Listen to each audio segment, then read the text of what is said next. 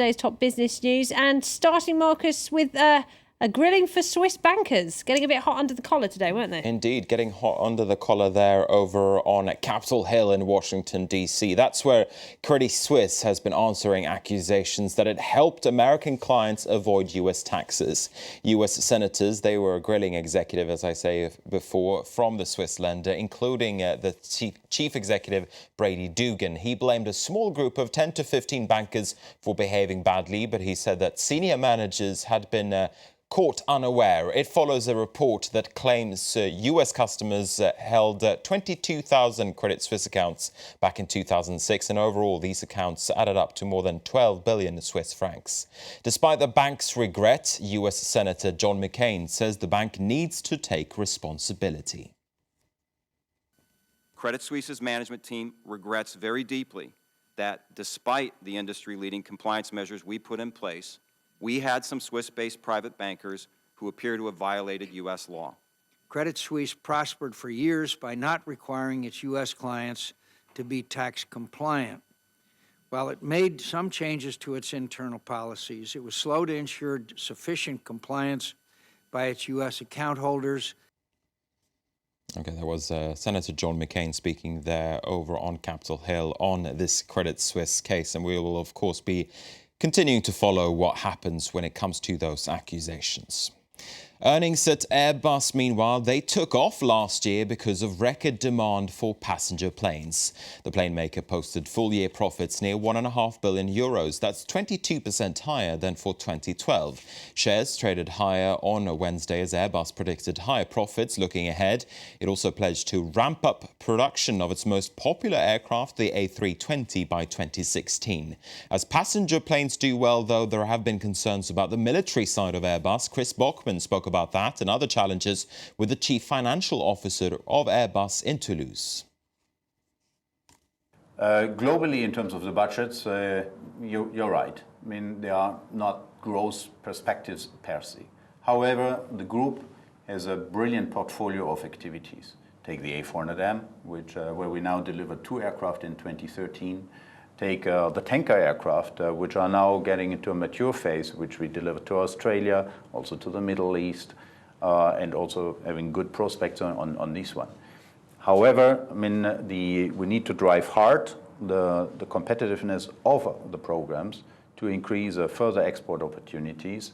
We talked that morning about the Eurofighter need to book export orders in order to sustain production rates in the mid to long term.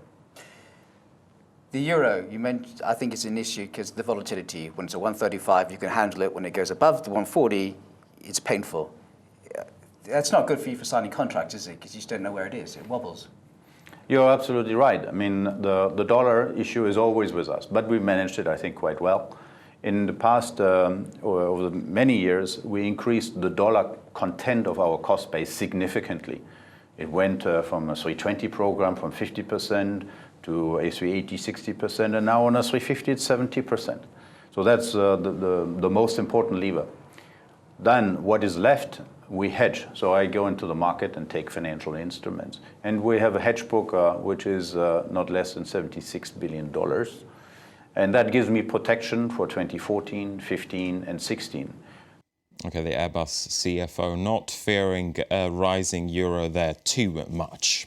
We're going to take a look at the stock markets next. In the United States, the indices, they are a little bit mixed this hour. After some gains earlier, the S&P 500, for instance, has turned into negative territory. We've seen investors digesting a report that shows a strong increase in new home sales in the United States. And we're seeing, though, those gains that we saw earlier fizzle out somewhat on the back of that report. That report was also seen to boost European shares towards the end of trading, but it wasn't enough to push the markets into positive territory, and all 3 main indices in Europe closed to the downside.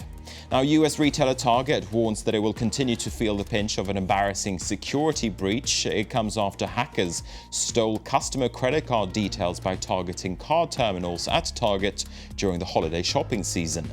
The breach was seen to scare off some customers at the time, and during the fourth quarter, the retailer reported both lower profits and lower sales as a result. Now here in France, shares in telecoms operators Orange and Iliad tumbled during trading. They took a hit as their competitor Bouygues unveiled a new low-cost offer. It's offering customers internet, TV and phone services for just under 20 euros a month. The aggressive pricing is seen as an attempt to gain market share at the expense of other players. And despite the government's efforts to lower unemployment here in France, the number of job seekers is increasing. There were another 8,900 people looking for work in January. That brought the number of job seekers to another painful record high of 3.31 million people. The French government is pledging to cut unemployment by year end. Okay, that's business news for now. Back to Laura. I'll be back again in around about an hour or so with more business headlines.